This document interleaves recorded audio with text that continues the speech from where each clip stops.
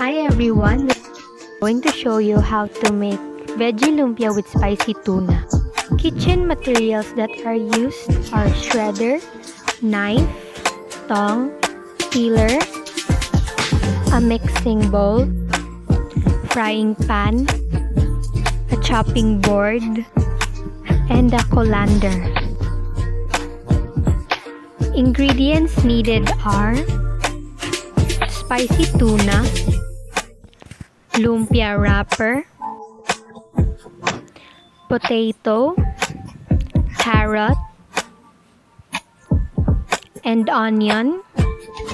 We also need salt, seasoning, and pepper powder.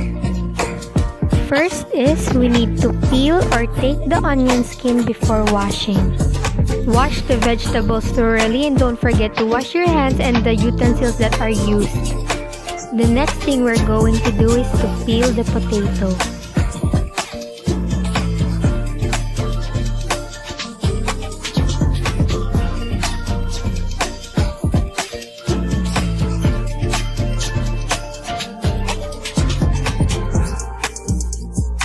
Next is peel the carrot.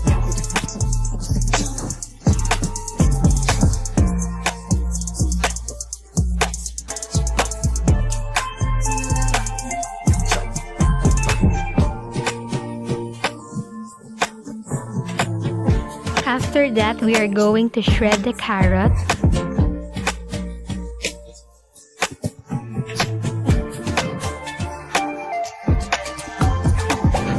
Then shred the potatoes.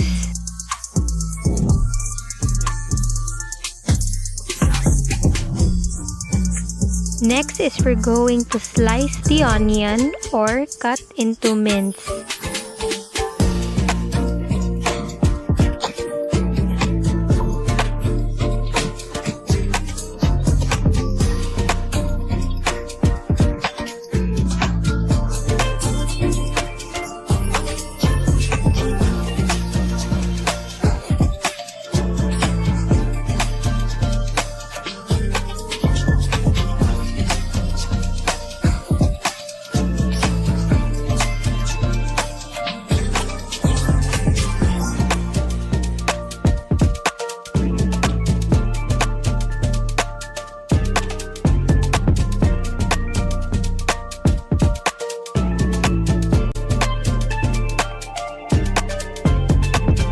Put all the ingredients into the mixing bowl, which is the tuna, shredded carrots, potatoes, and minced onion.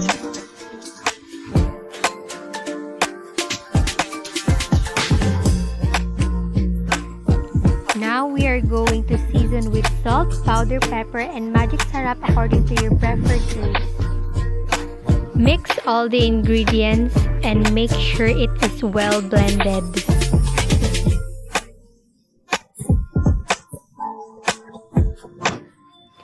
Now let's wrap a small amount of mixed veggie tuna. Put a small amount and wrap it to make a lumpia. Fold it on each side of the wrapper and fold it again until wrapped.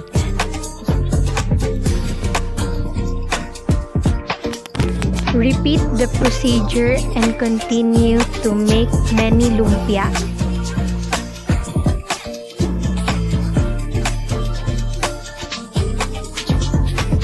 Let's start to fry. Preheat the pan, pour the oil and let it heat. And now we're going to start to fry the lumpia. Continue to cook and fry the other lumpia.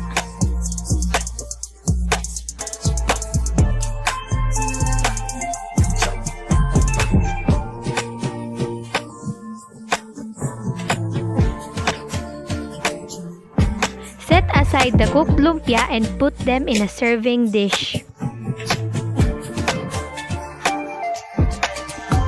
And now here we have the veggie lumpia with spicy tuna.